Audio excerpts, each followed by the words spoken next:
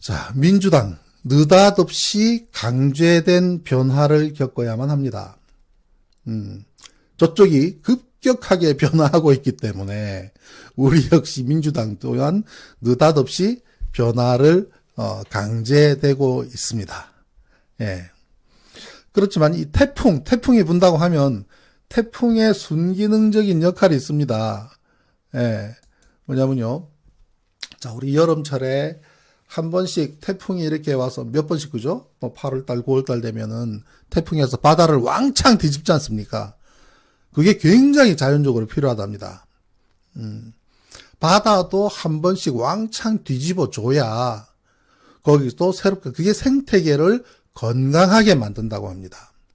특히 이제 우리 연안에는 뭐 이런저런 쓰레기도 있고 폐기물도 있고 그죠? 바다가 죽어가는 그죠? 예, 그런 것을 태풍이 한번 옴으로 인해서 싹 쓸어나가고 또 밑에서는 바닥에 있는 것을 완전히 또 한번 쓸어내기 때문에 굉장히 건강해진다고 합니다. 지금 현재 불고 있는 태풍은 물론 그것이 이준석이라고 하는 그런 저쪽 땅에 그것으로 하나의 표출되고 있는 거지만 가장 기본적으로는 모두의 변화를 요구하고 있는 거다. 예, 모두의 변화를 요구하고 있는 것인데 우리 민주당이 거기에 어떻게 대응해 나가야 될 것인가? 어떤 면에서는 그죠? 민주당은 이번에 당대표 선거를 통해서 송영길 대표, 그전에는 이제 우리 원내대표, 윤호중 원내대표 두 분 63년 동갑이에요. 그죠? 당대표와, 원내대표가 63년 동갑이신데, 그 이후에 지금 이제 저쪽은 이제 당대표 뽑는다고 하고 있습니다. 그렇게 되면 만약에 이준석이 당대표가 된다고 하면 36살, 예, 당대표가 되는 셈인데, 우리 진중권 교수가 그런 얘기 했습니다. 당대표가 되면은 저기는 이제 구제불능이다. 이준석이 당대표가 된다면, 참 구제불능이다. 그리고 만약에 되지 않는다면 구제불능이다. 근데 만약에 당대표가 된다면 정말 구제불능이다. 참 그 사람 내가 다 100% 동의하는 건 아닌데 참 예리하긴 예리해요. 참 그런 멘트라든지 참 그 기발하게 핵심을 짚는 데는 핵심을 짚는 데에는 진중권 교수가 상당한 촉이 있고 감각이 있습니다. 최근에 또 그런 얘기도 했죠. 우리 문 대통령이 노무현 대통령을 배신했다라는까지 얘기를 했지만 저는 그걸 동의하지 않습니다. 동의하지 않습니다. 약간 각도가 좀 다르긴 합니다. 아무튼 이준석 거기에 대해서 진중권 교수도 한마디를 거들었는데 우리 지금 이제 송 대표님 민주당의 송 대표님 대표가 되시고 난 이후에 청년 속에서 듣겠습니다 하고 서울 부산 청년과의 간담회도 가지고 근데 이 정도 모습은 좀 구태연하단 말이에요. 왜냐하면 듣는 거 우리 듣겠다는 말 수도 없이 들었잖아요. 그죠? 듣겠다는 방식. 듣겠다는 방식은 구태의연합니다. 그 방식이 아니라 정말 변화를 일궈낼 수 있을 만큼의 혁신적인 또는 그런 전략이 필요하고요. 또 한편으로는 아까도 말씀드렸지만 펀더멘탈에 집중하는 것. 저 당의 고질적인 절대로 변화할 수 없는 핵심, 본진, 그들의 코어, 그죠? 그것이 무엇인지를 정확하게 해서 그쪽을 정확하게 타격을 해야 정확하게 타겟팅을 해야 되는, 그리고 정확하게 타격을 해야 되는 전략이 필요합니다. 네. 그렇게 기대를 크게 하지는 않았지만 최근에 우리 송 대표께서 한 말씀 하신 거에 나 조금 감동을 받았습니다. 윤석열 파일을 차곡차곡 들여다보고 있다. 좋습니다. 그래서 그랬죠. 송 대표, 윤석열을 부탁해. 잊어버려도 되니까 우리는, 그 양반에 대해서는. 어저께, 그 윤석열의 장모, 3년 구형을 받았더라고요. 어제죠. 어제 받았습니다. 3년 구형을 받았습니다. 거기는 파도 끝도 없는, 근데 우리, 민주당 송 대표가 잘 또 파나가라 생각을 합니다만. 아무튼, 우리 민주당은, 몇 가지 짚을 수밖에 없는 것은 변화 요구에 순응하지 못한 부분 있습니다. 국민들이 요구한 것은 180석을 몰아주거든 변화해라, 변화시켜라. 본인들도 변화해야 되지만 우리 정치 환경을 변화시켜라라는 요구를 하고 있는 건데 거기에 잘 순응하지 못한 측면이 있습니다. 반성해야죠. 예, 예. 그리고 또 개혁 요구에 부응해야 되는데 개혁 요구에 오히려 반대로 간 측면이 있습니다. 예. 우리 초선 의원분들 어떤 면에서는 민주당의 초선 의원들이 굉장히 젊은 층은 아닙니다. 아니에요. 예,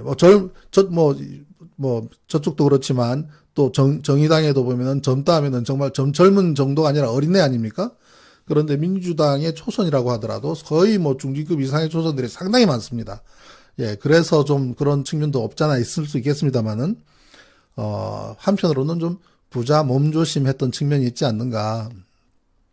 최근에 보십시오. 국가보안법 한번 보십시오. 저는 저걸 이렇게 가만히 들여다보는데요. 제가 지금 천안함 문제도 지금 남북 간의 문제가 걸렸기 때문에 이런저런 언급을 하고 그렇게 한 것이 굉장히 조심스럽습니다. 그렇습니다만은 지금, 어떤, 회합이라든지, 그 다음에 교신이라든지 이런 것으로 인해서 압수수색이 일어나고 구속도 시키고, 국가보안법이 다시 살아난 듯한 여러 움직임에 대해서 굉장히 예의주시할 수밖에 없는데요. 이게 어떤 현상인가? 한편으로는 우리도 어느 정도 보수층의 또는 중도층의 사람들한테 우리는 이런 정도의 그걸 하는 거야라고 보여주기를 하고 있는 건가? 굉장히 위험한 발상이거든요. 상당히 위험한 발상인데 지금 국가보안법에 대한 폐기하는 법안을 만들어도 모자랄 타이밍에 저걸 자꾸 건드리는 문제? 우리가 다들 그런 느낌을 갖고 계시겠지만 심각하게 생각을 해봐야 됩니다. 지금 요구되고 있는 이 변화의 요구는 민주당을 변화시킬 겁니다. 왜냐? 그렇지 않으면 못 견디거든요. 예, 못 견디게 되는데 특히나 우리 초선 의원들을 리딩하고 있는 몇 분들, 의원님들 생각을, 발상을 바꿔야 됩니다. 중도층을 잡겠다. 중도층 안 잡힙니다. 중도층은 잡는 게 아니거든요. 중도층은 그냥 본인들이 판단해서 선택을 하는 겁니다.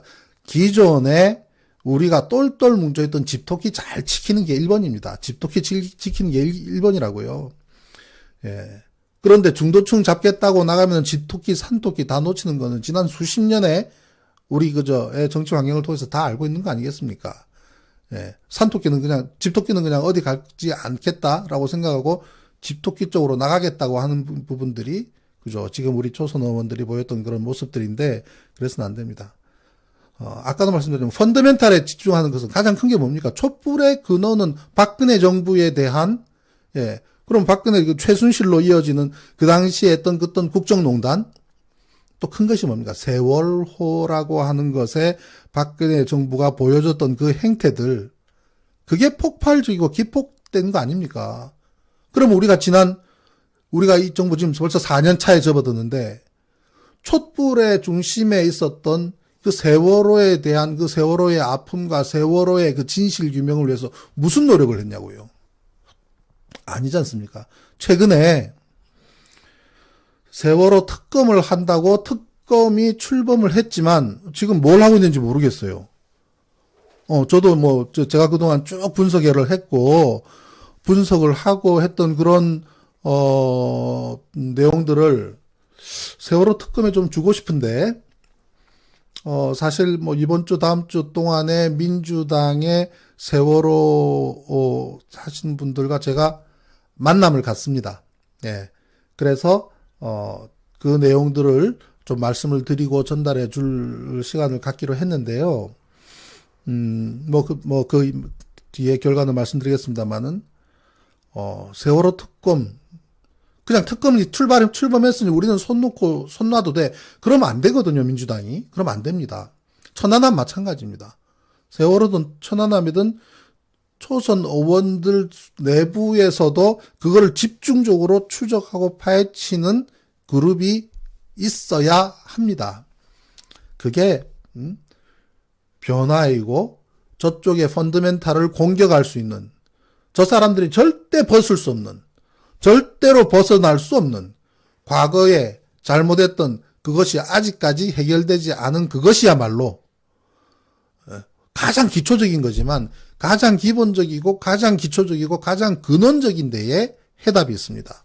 영선, 국회의원 한 분도 하지 않는 사람이 저쪽에서 1위를 받고 있는 이 지금 저 바람에 대해서 간단한 거 풍선은 에드벌룬은 공기 빠지면 끝나는 겁니다. 그게 뭡니까? 그게 펀더멘탈이에요. 기본적인 거예요. 예. 조사단들의 본질, 절대로 벗어날 수 없는 반민족성, 반사회성, 반민주적 그 정확한 거를 찔러서 터뜨리면 쟤들의 풍선은 터집니다. 예. 거기에 집중을 해야 된다. 자, 국민의 짐은 호박에 줄 긋는다고 절대로 수박이 되지 않습니다. 그죠? 예, 호박에 줄 긋는다고 절대 수박 되지 않는다.